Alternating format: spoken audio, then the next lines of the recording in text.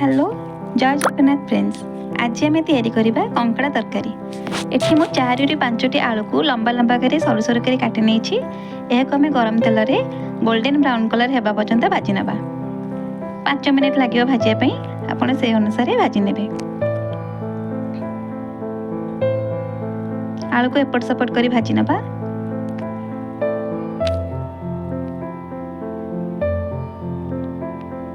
देखो आलू ठी आम भाजी हो गला आ टिके भाजी हो जाए मुझे काढ़ी नेबी।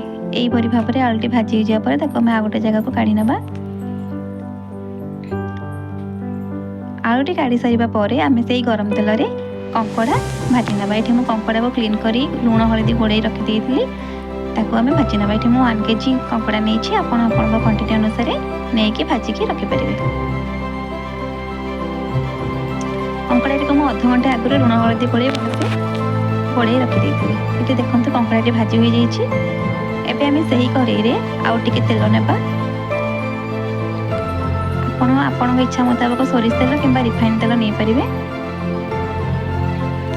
ये मुझे सोरिष तेल नहीं से चीनी पकाई नहीं। चीनी नाली हो जाए से पियाज पकाइबा।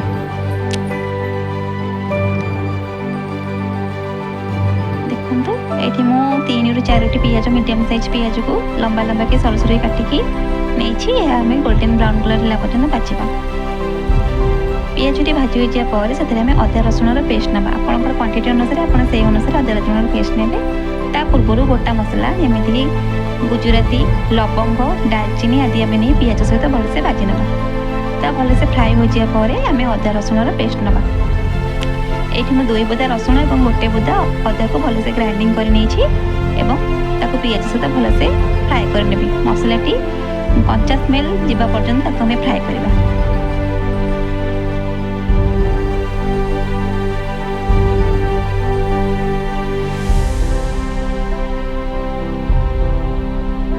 खूब कम तेल में अल्प तेल नहीं करें। पियाज टी कंचा स्मेल जावापर मुझे टमाटोटी नहीं जाइए। देखो ये मोर मसलार तेल बाहरी गला। मु टमाटो नहीं पुणी थे भलसे टमाटोटी नरम होगा पर्यंत भलसे मसलाटी को कषि नेबी। जदि कड़ाई मसला लगी जाऊँगी आप अल्प अल्प पानी दे मसलाटी को कषि पारे। ये मो गुंड मसला जीरा गुंड धनिया गुंड काश्मीरी चिल्ली चिकेन मसला हलदी गुंड आदि सब नहीं पुणी मसलाटी को भलसे कषि नवा।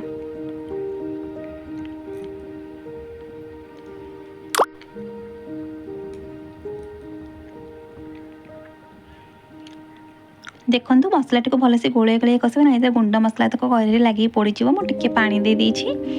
ये मो स्वाद अनुसार लुण नहीं मसलाटी को भलसे कषि नेउछि। मसलाटी भलसे कषि हो जाए से आम कंकड़ा पकाइबा।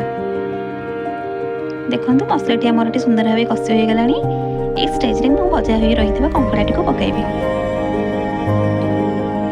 कंकड़ा को पकाई 5 ରୁ 10 मिनिट पर्यंत आम भलसे कषा जमी मसला सहित कंकड़ाटी भलसे कषि हो ना आमको आइंसिनिया स्मेल आसो। कंकड़ाटी कषि हो जाए आलू पकईकि भल कषि नहीं आम घोड़े घोड़े कषि पार।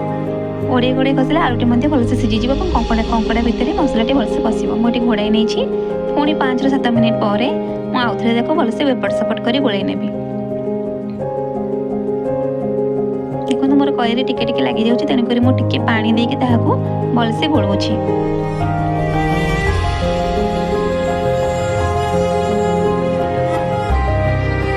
कंकड़ाटी पानी मरी जाए पुणी आउ टिके पानी दे कषिबी। घोड़ाइबी 5 ରୁ 7 मिनिट घोड़ाई सारा देखो मोर ये कंकड़ा तरकारी प्रस्तुत हो जाए। आपन इच्छा अनुसार झोल को कम बहुत करें। यह आम अरुआ भात सहित उष्णा भात सहित खाइले बहुत भल लगे। देखो मो कंकड़ा तरकारी बहुत स्वादिष्ट होता है। कलर भी बहुत बढ़िया आसी। आप घरे तैयारी करूँ और खातु।